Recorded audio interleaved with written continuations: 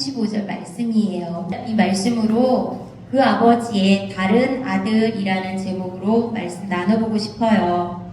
살아가는 중에 무슨 일이 생길 때 이슈가 딱 생기면 사람을 엄청 피곤하게 하는 유형의 사람이 있잖아요. 곤란하게 만들고 어렵게 만드는 사람이 있습니다. 여러분 주변에는 어떤가요? 그런 사람이 있으세요? 저는 있어요. 그래서 먼 날이 되면 아주 힘들어요. 먼 날이 되면 피곤하게 해요. 힘들게 하고 곤란하게 합니다. 그러다 보니까 저의 삶에 철칙이 되도록이면 내 옆에 있는 사람들을 피곤하게 하지 말자. 그런 게 생겼어요. 그러다 보니 또 다른 단점이 하나 있는데 아무 일도 이제 하지 못하게 되는 경우가 있는 거예요. 왜냐면 자이든 타이든 이렇게 저렇게 부채질하고 하면 그게 동력이 또 되어서 굴러가는 부분들이 있잖아요. 이렇게 저렇게 뭔가 푸시하는 것이 없다 보니 그러니까 너무 자의에 맡기니 아무 일이 없는 그런 일들도 있습니다. 오늘 본문에 읽은 이 말씀은 이스라엘과 블레셋이 전쟁을 하는데 숫자적으로나 뭐로나 이제 밀리는 그런 상황이어서 이스라엘 백성이 도저히 이길 수가 없는 그런 형편에 있는 거였어요. 그런데 되게 어이없이 이스라엘 백성이 승리를 합니다. 정말 하나님의 힘으로 하나님이 승리케를 해준 그러한 승리였어요. 그래서 크게 노력을 안 했는데 거저 이렇게 승리를 거뒀으니 되게 좋은 일이잖아요. 그리고 힘 하나도 안 들 것 같은데 처음 24절에 나온 말씀을 보면 이날에 이스라엘 백성들이 피곤하였으니 라고 시작을 합니다. 뭐가 이렇게 피곤할까 궁금했어요. 생각해보게 되었었어요. 우리가 생활을 할 때 그럴 때가 있잖아요. 뭔가 되게 많은 일을 한 게 아닌데 너무 피곤한 경우. 저 사람을 만나면 너무 피곤하고 때로는 그 단체 톡 안에서도 거기서 뭐 대단한 걸 하는 건 아닌데 그 톡 안에 있는 것 자체만으로도 너무 피곤해서 막 나오고 싶은 그런 경험을 해보지 않습니까? 그래서 오늘 여기에서 누가 이렇게 피곤하게 하고 사람을 곤란하게 하는지 찾아보고 싶더라고요. 우리가 뭔가 부전자전이라고 하죠. 그 아버지의 그 아들이다 할 때는 되게 좋은 긍정적인 의미로 그 이야기를 해요. 뭔가 아들이 자라는 모습을 보면 와 진짜 그 아버지의 그 아들이네 그렇게 얘기를 하는데 오늘은 그 아버지의 다른 아들이잖아요. 그 아버지랑은 좀 다른 모습을 보이는 아들 요나단에 대해서도 같이 보고 싶어요. 오늘 사울 왕이 이제 나타납니다. 그런데 사울 왕이 이 아들 요나단을 죽일 뻔하게 되는 일들이 벌어져요. 백성들도 피곤하고 요나단은 그 일이 뭔지도 모른 채 나중에 죽게 되는 궁지에까지 몰리게 됩니다.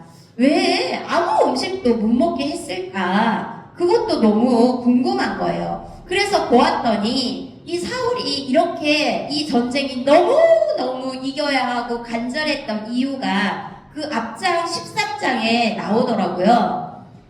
사울은 지금 되게 위태위태한 거예요. 왜냐면 얼마 전에 사무엘로부터 어떤 이야기를 들었어요. 사무엘이 굉장히 충격적인 얘기를 했는데 왕의 나라가 길지 못할 것입니다 라고 했어요. 왜냐면 그 사울이 자신이 왕으로서는 제사의 권이 없는데 자기가 이제 백성들은 흩어지고 블레셋은 막 쳐들어올 것 같고 이 마음이 급하니 자기가 하나님 앞에 제사 지내고 으쌰으쌰해서 전쟁을 하러 올라갈 그러한 생각으로 자기가 해버린 거예요.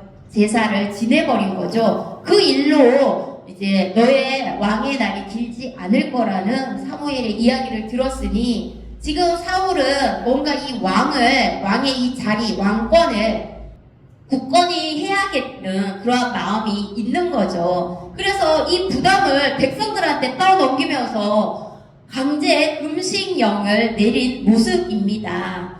사울의 옆에 지금 붙어있는 이 600명의 충신들은 정말로 사울에게 왕이라고 이렇게 섬기면서 마음을 같이 해서 함께 하는 건데 음식을 먹으면 너희 다 죽어나갈 것이라는 이러한 강제적인 압박 속에서 지금 서 있습니다. 25절 그래서 보면은 수프레에 들어간 적 땅에 꿀이 있다라고 나오죠. 그 다음에 그 꿀 흐르는 걸 보고 그들이 맹세가 두려워서 입에 못 댔다라고 나와요. 왜냐면 왕이 먹지 못하게 한 그러한 이야기를 들었습니다. 그러니 그 사람들이 두려워서 그것을 어떻게 입에 대겠습니까? 거기다가 또 종교적인 것과도 연결돼 있어서 함부로 그들이 그것을 취할 수가 없었죠. 그런데 27절에 요나단, 그 이제 사울의 아들 요나단은 이 이야기를 전혀 듣지 못했어요. 그런 맹세가 있었는지도 몰랐기 때문에 이제 지팡이의 끝에 그 꿀을 찍어다가 먹었더니 눈이 빨개지면서 이제 힘이 막 생기는 거죠. 우리가 음식 하다가 보면 정말 단 음식을 입에 이제 대고 먹었을 때 눈이 밝아질 뿐만 아니라 갑자기 막 정말 몸에서 막 기운이 도는 그런 경험을 해 보셨을 거예요. 이제 28절에 보면은 그것을 본 백성들이 이야기하잖아요. 사울 왕이 음식을 먹는 자는 저주를 받는다고 했다. 그래서 이들이 지금 먹지도 못한 채 이리 놓여있는 상황 속이 너무나 피곤한 가운데 있는데 요나단은 그것을 알지 못하고 지금 먹고 이런 모습을 이제 지켜보니 큰일이 난 거죠. 그 이야기를 못 들었잖아요. 요나단이 못 들은 이유가 여기 14장 때 이 명령이 내려졌을 때 이 자리에 있지 않았어요. 그때는 사울이 지금 자기는 600명이고 저기는 너무 많고 이러니까 막 싸우러 나가려고 막 나설 때가 아니었어요. 그러니까 요나단이 나라도 가야겠다 그러한 마음이 들었던 거죠. 그래서 이제 14장 그 6절에 보면은 이 할례 받지 못한 자들에게 우리가 건너가자면서 요나단이 그들에게 이제 싸우러 갔던 때였어요. 그래서 여호와께서 우리와 함께 일하실까 보노라 하면서 자기의 무기 맡은 자와 함께 블레셋 진영에 들어가요. 그 들어간 곳이 험한 바위가 있는 그런 곳이었음에도 불구하고 들어갑니다. 그래서 여호와께서 우리를 위해서 일하실 수 있다 그런 마음을 가지고 이제 들어가요. 그런데 이게 요나단 역시도 막 100% 확신을 갖고 하나님이 이기게 해줄 거야 라고 간 게 아니에요. 정말 신랄 같은 그런 기대, 믿음, 소망을 갖고 이렇게 이제 무기 맡은 자와 함께 간 거죠. 도우실까 하는 것은 도울 수 있다 하니까 내 편에서 내가 할 수 있는 일을 해보자 하고 간 거예요. 요나단이 이렇게 이 일을 시작했을 때 정말 하나님의 도우심이 있었어요. 거기에 20명이 험준한 바위 가운데, 왜냐면 거기 왜 20명밖에 없었냐면 너무 험한 바위니까 그 험한 바위에 그쪽에 올라올 수 없고 경비가 상엄하지 않은 거예요. 그곳에 이제 요나단과 무기를 맡은 자 둘이는 이제 가게 된 거죠. 이러한 모습이 아버지와 다른 모습이에요. 믿음을 가지고 적진을 향해서 험한 바위 속으로 이렇게 가고 있는, 그러면서 그 20명을 다 쳐부수고 온 거예요. 굉장한 큰 일을 획득하고 온 거죠. 그러니 아버지가 자기 중심성으로 이기적인 마음으로 이런 금시 선포를 한 것을 당연히 듣지 못했죠. 이제 요나단은 그 이야기를 이제 전해 듣고 아버지께서 이 땅을 곤란하게 했다라고, 아버지가 왜 그러한 일을 했을까라고 백성이 있는 데서 그 이야기를 한 거예요. 이 요나단이 그 아빠가 왕이잖아요. 그리고 자기 아빠가 내린 그 명령인데 그 앞에서 백성들이 다 듣는 데서 우리 아빠가 왜 이런 곤란하게 백성들을 곤란하게 이 땅을 곤란하게 했을까, 이렇게 사실적인 팩트를 이야기하면서 그 사람들에게 이야기를 합니다. 이 장면을 보면서 저는 요나단이 참 마음이 건강한 사람이다 라는 생각을 하게 되었어요. 사람 눈치 안 보고 내가 어떻게 될까 말까 그거 생각하지 않고 자기 마음에 느끼고 있는 것을 자유롭게 지금 얘기하고 있습니다. 반면에 아버지는 어때요? 사울은 그 자기의 자리를 지키기 위해서 급급해 하면서 그 백성들에게 강요하면서 금식을 전쟁하는 것도 힘든데 먹지도 못하게 하면서 그 일을 치러내라고 하는 부담을 안겨주는 그러한 모습이지 않습니까? 왕으로서 사울은 뭔가 자기 현실에 굉장히 이렇게 중점을 두고 있어요. 그러면서 백성은 생각을 하지 않고 그들의 배고픔 따위는 안중에도 없는 자기 중심적인 모습을 보이고 있습니다. 이렇게 우리가 살아가는 삶 속의 꿈과 우리가 바라고 있는 이상과 우리의 살아가는 삶의 현실에는 이 차이가, 개입이 있죠. 하나님의 비전과 또 내가 살아가고 있는 이 현실의 삶의 간격이 있단 말이에요. 그 괴리 속에서 우리는 이 간격을 믿음으로 실현하면서 조금씩 좁혀 나아가고 하나님이 주신 미션들을 이루어 가야 한다라는 거죠. 요나단은 아버지를 닮지 않은 것 같아요. 다윗을 대할 때의 모습도 요나단은 아버지와 사뭇 다른 모습을 보여줬어요. 사울은 자기 자리를 천천히요 만만히요 백성이 그 이야기를 했을 때부터 자기 자리를 빼앗을 것 같아 죽이려고 안달난 모습을 자기 자리, 자기 권위 그 현실에만 그냥 파묻혀 있는 모습이었다면 그 가운데에서도 분명히 자기 아빠의 왕권이고 자기가 아빠의 왕권을 잘 지켜줘야 자기도 그 자리를 그대로 위임을 받을 거 아니에요. 요나단은 그 자리에 급급해하지 않고 자기가 생각했을 때도 다윗이 잘못한 게 없지 않습니까? 하며 아빠에게 바른 말을 하면서 다윗을 변호해주고 또 다윗을 지켜주고 사랑하기까지 하는 모습을 보여주고 있습니다. 이렇게 우리가 꿈을 쫓고 하나님의 비전, 그 이상을 쫓아가면서도 지금 현실에 당면한 내 그 속에서도 거기에 파묻히지 않고 사리 분별을 하면서 말씀 가운데 싸우고 나아가서 분별력 있게 좋은 것을 선택할 수 있어야 한다라는 생각을 하게 되었습니다.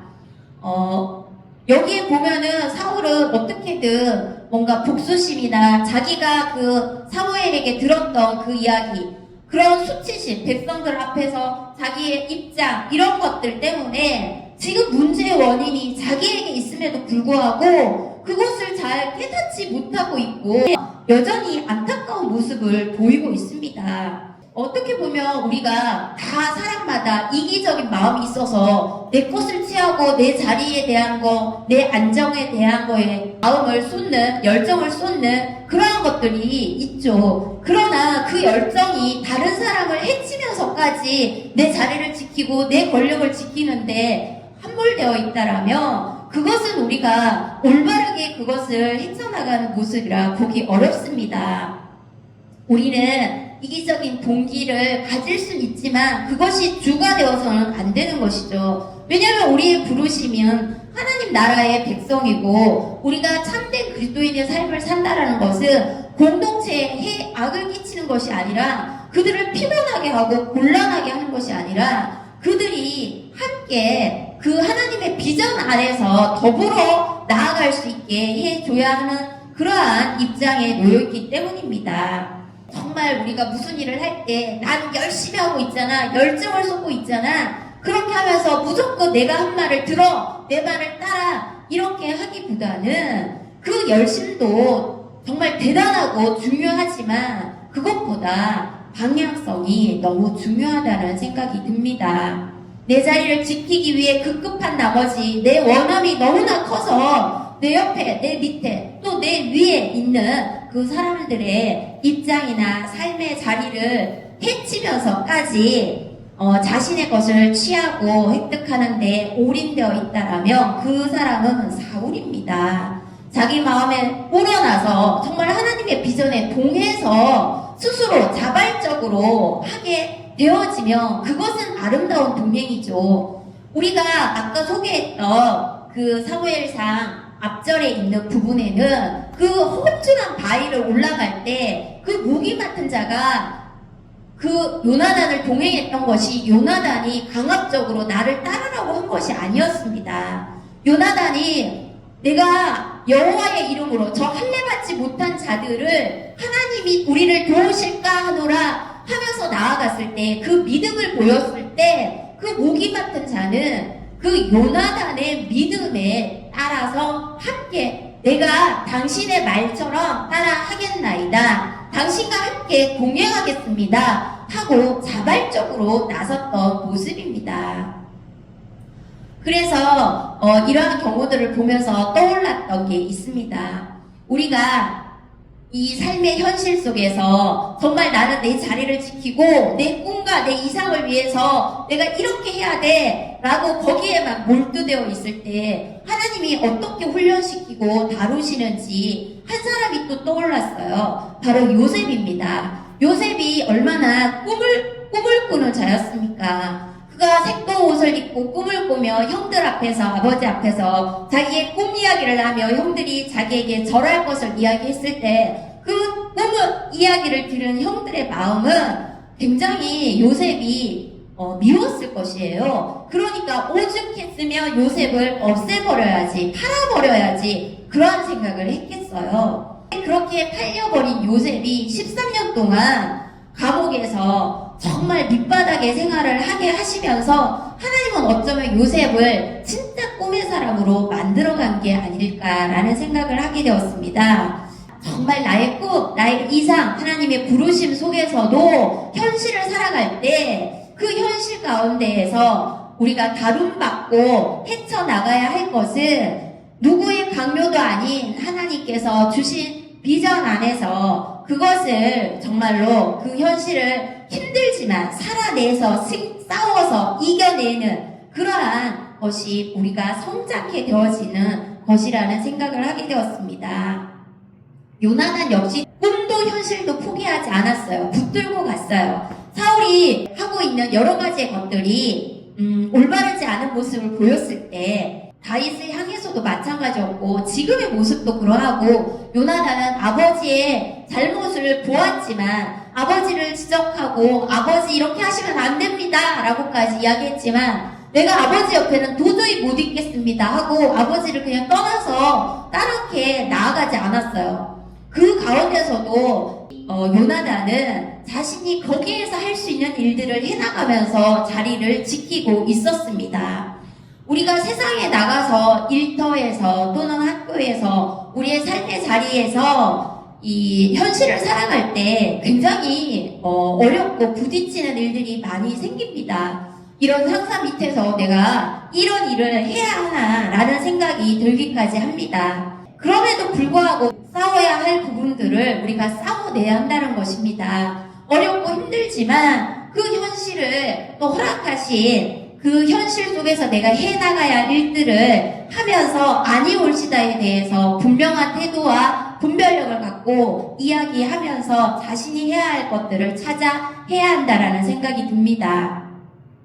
삶의 현장에서 내 꿈을 위해 현실을 살아낼 때 정말 영혼이 갉아먹혀지는 것 같은 생각이 들 때가 있습니다. 이렇게 하다가는 내가 정말 만신창이가 될 것 같다라는 생각이 들고 이제 그만해야겠다. 그러한 자기 마음의 소리가 올라오고 정말 죽겠다라고까지 갈 때도 있을 것입니다. 그러다 보면 누군가는 현실을 내동댕이 치고 그냥 나는 꿈만, 이상만 쫓을 거야. 그렇게 살면서 현실을 파묻어 두고 그냥 그 부분에 대해서는 닫고 사는 경우도 있고 또 어떤 경우는 꿈과 현실 둘 다 포기하지 말고 그것을 이제 잘 붙들고 나아가는 사람도 있을 것입니다. 우리는 어떻게 해야 될까요? 현실이 우리 가운데 어렵더라도 우리가 그 삶의 현장, 일터, 행하고 있는 직장, 학교, 내가 담당한 일들 속에서 그것을 잘 영혼을 다스리면서 주가 주신 비전 안에서 잘 갖고 나가고 믿음의 근력을 키우는 장으로 삼아야 된다라는 생각이 듭니다.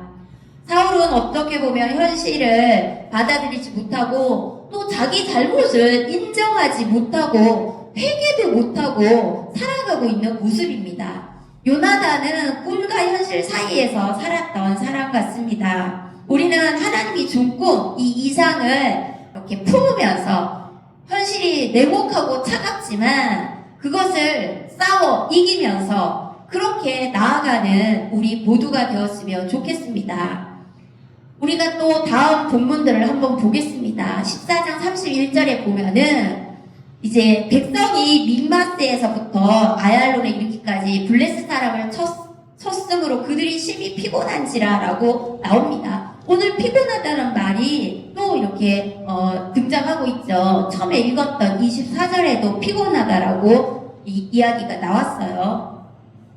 그리고 나서 33절을 보면은 무리가 사울에게 전하여 이르되 보소서 백성이 고기를 핏째 먹어 여호와께 범죄하였나이다 라고 합니다. 이게 피면하고 범죄하고 지금 연결이 되어져요. 백성이 피면에서 범죄하게 되었어요. 그런데 사울은 그 백성의 마음을 아랑곳하지 않습니다. 전혀 헤아리지 못합니다. 믹마스에서 아얄론까지 블레셋 군대를 따라가서 쳤어요.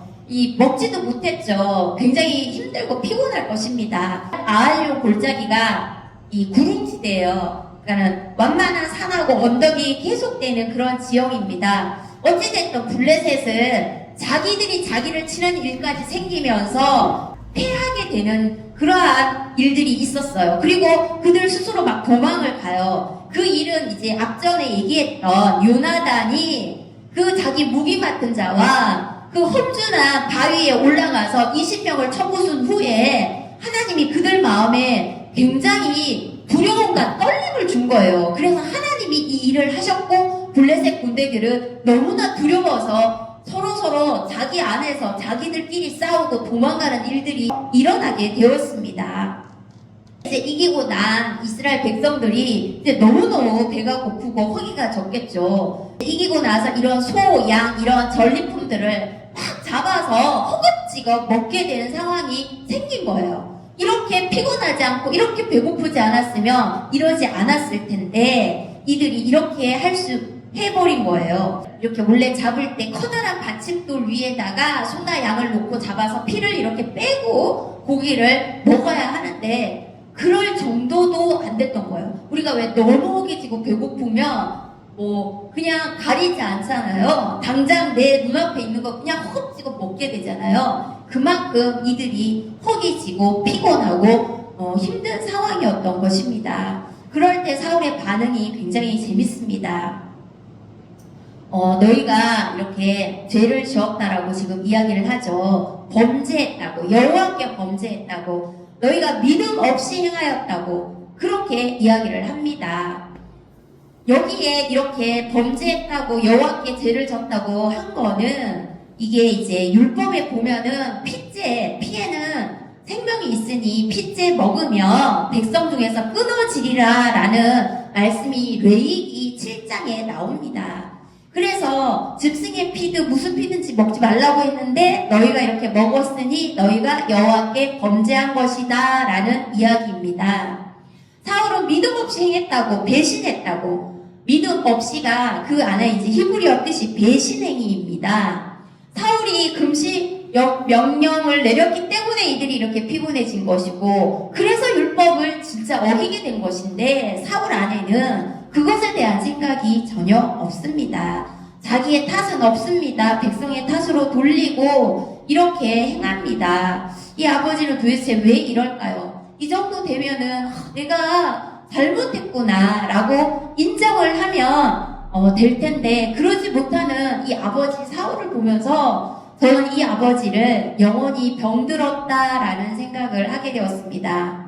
내가 미안하다, 내가 잘못했다 그런 말을 하지 못하는 아버지들이 이 땅에 얼마나 많습니까? 그것을 말하는 거를 굉장히 자존심 상해하고 내가 뭘 잘못했는데? 내가 그 상황에서 먹고 사느라고 너희들을 키우느라고 그럴 수밖에 없었다고 계속 자기 변명을 늘어놓습니다. 영원히 아픈 거라는 생각이 듭니다. 우리는 무엇보다 마음이 건강해야 합니다. 그래서 내가 잘못한 것에 대해서 인정을 하고 내가 잘못했다라고 말할 수 있어야 합니다. 그렇지 않으면 어떤 일이 생기냐면 남 탓만 하게 된다는 것입니다. 누구 때문에 이렇게 됐고 사울은 백성 때문에 이렇게 됐고 세상 탓, 어떤 지도자 탓, 누구 탓 이렇게 하면서 사는 사람들 보면 삶의 패턴이 늘 그래요. 자신을 돌아보지는 않고 남의 탓으로 모든 것들을 돌린다는 것입니다. 역사를 한번 쭉 보세요. 어느 시대가 너무 좋은 왕이었고 너무 좋은 시대였고 그러는 때가 어디 있었습니까? 어떻게 보면 거의 비슷비슷하지 않습니까? 대동소이한 그러한 삶을 우리는 그 전 역사에도 또 지금도 또 미래도 뭐 별반 다를까요? 그렇게 살아가고 있습니다. 우리는 그러한 삶을 살고 있는 똑같은 상황 속에서 누구는 요나단처럼 반응을 하고 누구는 아버지 사울처럼 반응을 한다라는 것입니다. 그래서 우리가 어떤 마음을 정말 가지고 살아야 될까를 오늘 생각해 보고 싶었습니다. 그래서 이 말씀을 이렇게 묵상하면서 우리가 어떤 상황이 이렇게 이슈가 던져질 때 여기에처럼 이렇게 큰 전쟁은 아닐지라도 우리 삶의 자잘한 일들 속에 우리 나름의 그것이 전쟁이잖아요.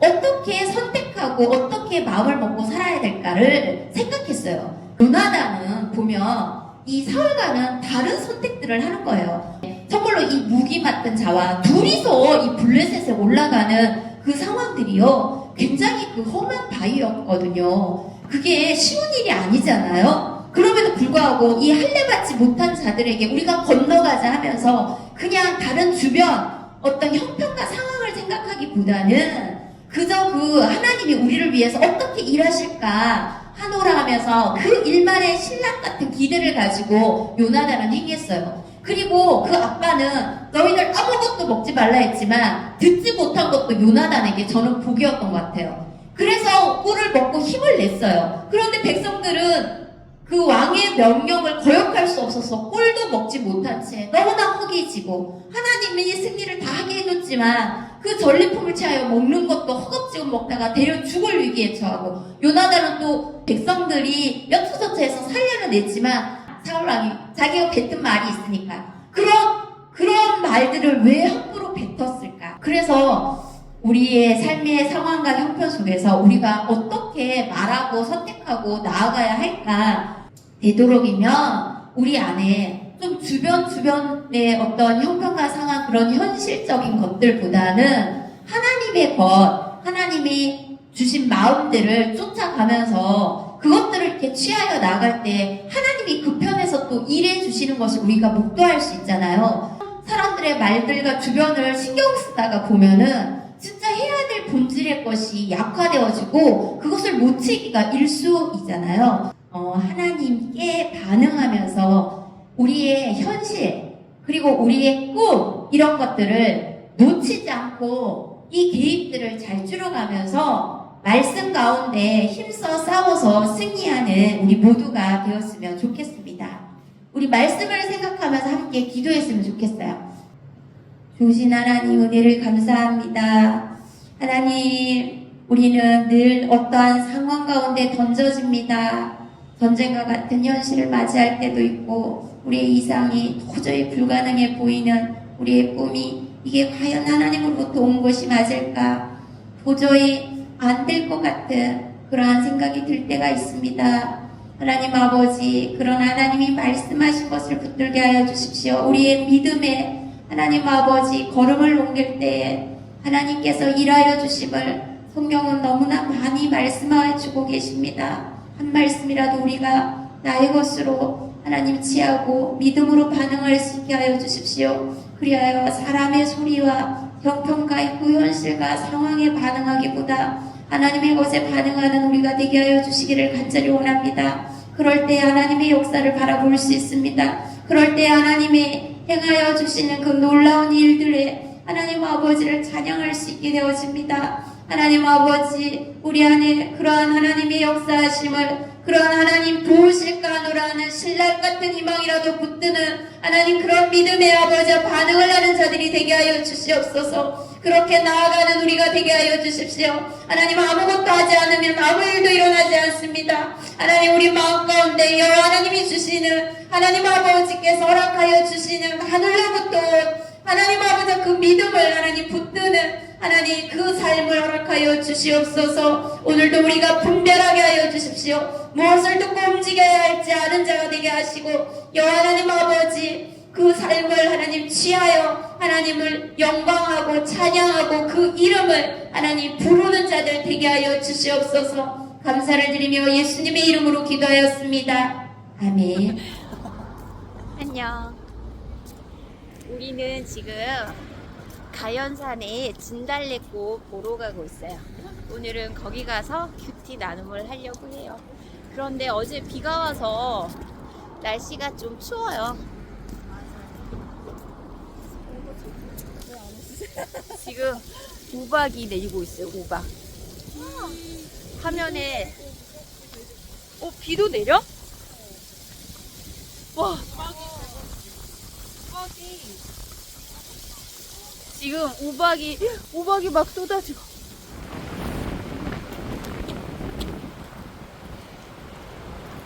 가연산의 진달래를 봤습니다.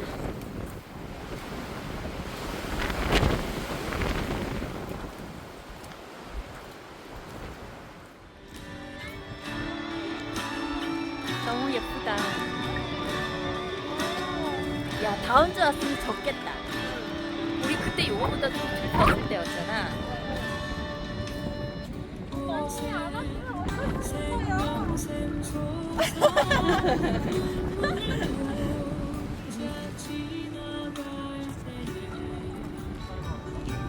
그냥 다 떨어졌겠다.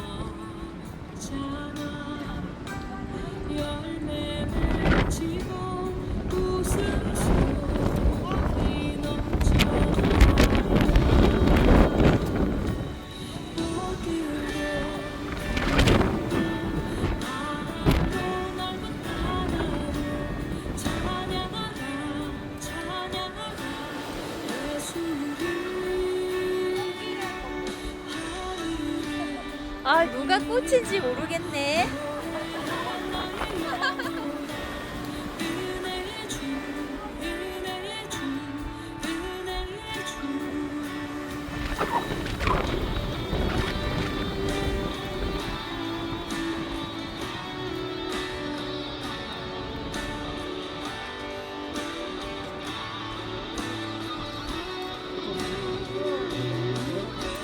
목소리 이쪽으로 와.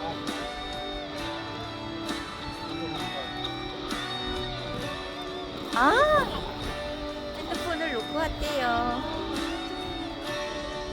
아쉬워요.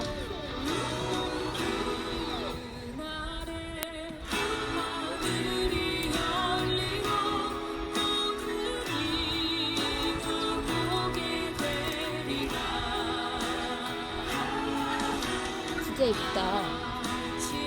너무 예뻐. 진달래